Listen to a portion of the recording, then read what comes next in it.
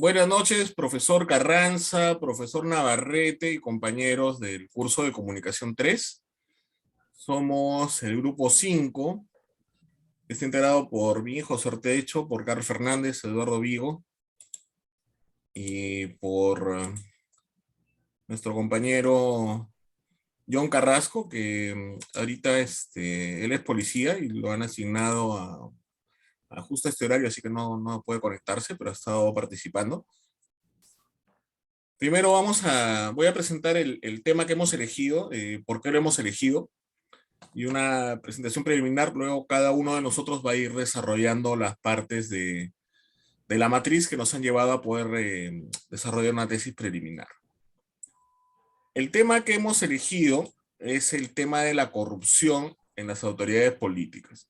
¿Por qué lo hemos elegido? Porque es un tema que es no solo de plena actualidad, sino es un tema que se viene arrastrando de hace tiempo, y es un tema que lamentablemente está presente todos los días, desde que prendemos el televisor, nos conectamos a internet, o a una red social. Vamos a ver, siempre hay un tema de corrupción de este gobierno, de los anteriores. No es un tema que viene de ahora, es un tema que quizás para nosotros se hace más conocido porque ahora tenemos más difusión por la tecnología, por el desarrollo de las comunicaciones en las redes sociales.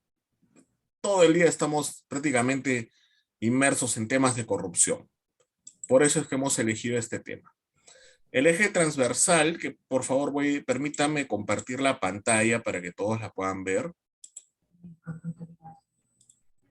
Ya, estoy compartiendo la pantalla de la matriz que desarrollamos.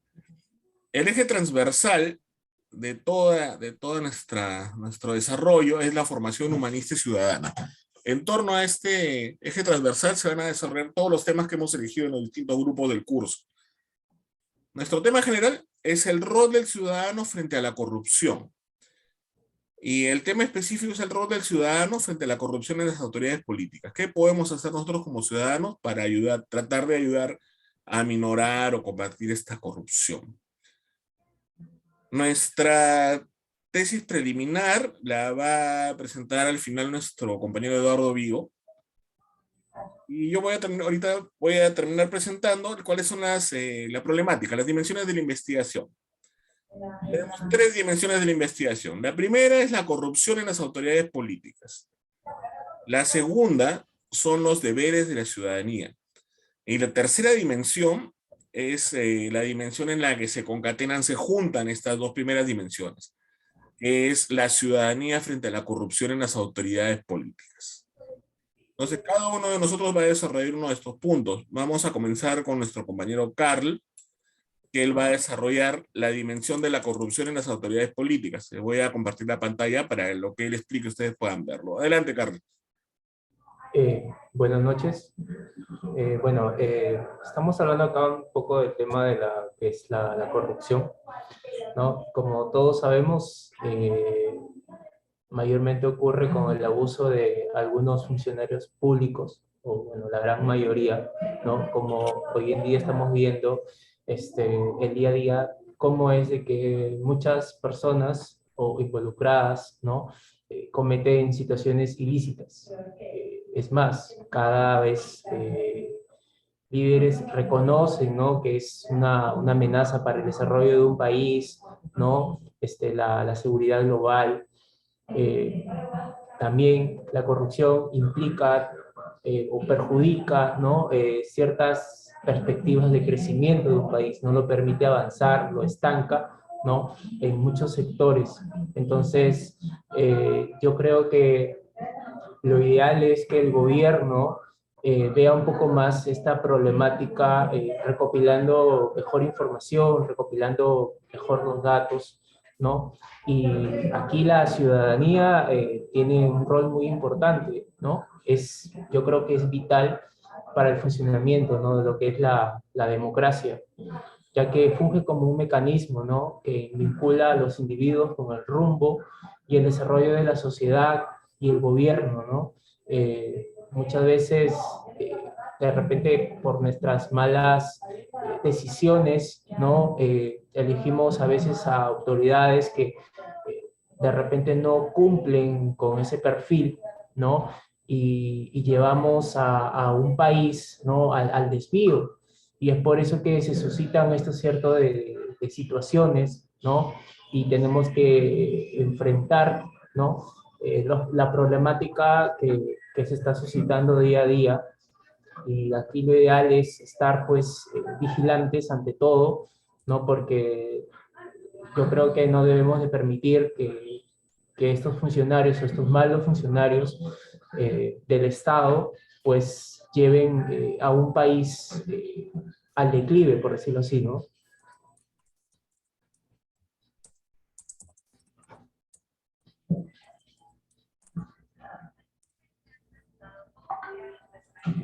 Ya, Clark prácticamente lo que ha hecho es ha resumido un poco lo que se ha encontrado en las tres interrogantes que se plantean en la primera dimensión, ¿no? La primera interrogante que ha sido ¿qué es la corrupción? La segunda, ¿qué es la corrupción en las autoridades políticas? Y la tercera, del impacto de esa corrupción en las autoridades políticas, que como ha mencionado Carl, ese impacto es un impacto social, es un impacto económico que hasta es medible, hay un impacto en la moral de la ciudadanía.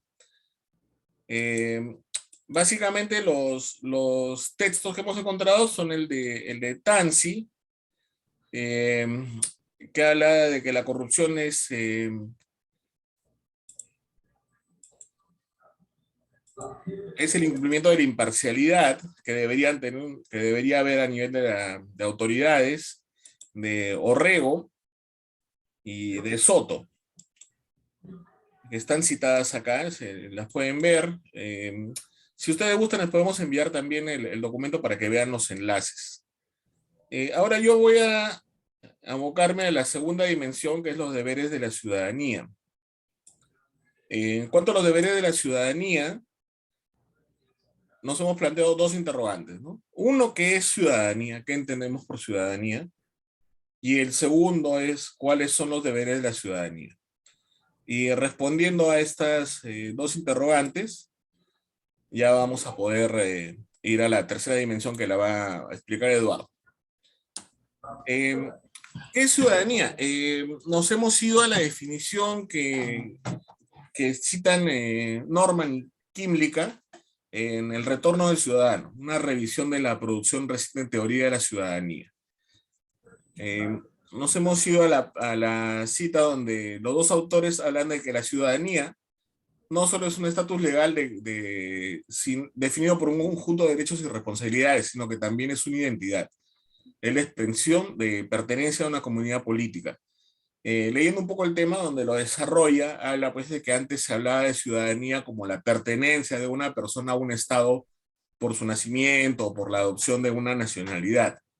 Sin embargo, estos dos autores ya van un poco más a desarrollar el tema de que no, esa es una definición de una ciudadanía pasiva, ¿no? Simplemente es como un título que recibimos de ciudadanos, pero que el ejercicio de esta ciudadanía va por el tema de una serie de derechos, pero también de deberes, que esto lo vamos a ver en la siguiente interrogante, eh, que es cuáles son los deberes de la ciudadanía. Cuando la semana pasada el día sábado el profesor estuvo revisando el avance de nuestra matriz. Conversamos de que la literatura académica se va mucho al tema de los derechos de la ciudadanía, pero hay muy poca literatura sobre el tema de los deberes de la ciudadanía. Nosotros encontramos un texto de Soto que habla de la corrupción desde una perspectiva económica. El enlace está ahí, se los vamos a mandar también. Y este autor considera que cada acto de corrupción provoca un costo social en la medida en que las decisiones sean tomadas. Perdón, estoy leyendo otra cosa. Dodson habla de que últimamente resulta notorio el interés por los deberes y responsabilidades de los ciudadanos y algunos comentaristas han hablado de la necesidad de complementar la aceptación pasiva de los derechos ciudadanos con el ejercicio activo de las responsabilidades, de las virtudes de la ciudadanía, como son la independencia económica, la participación política y la civilidad. A esto íbamos cuando hablábamos de los deberes de la ciudadanía, ¿no?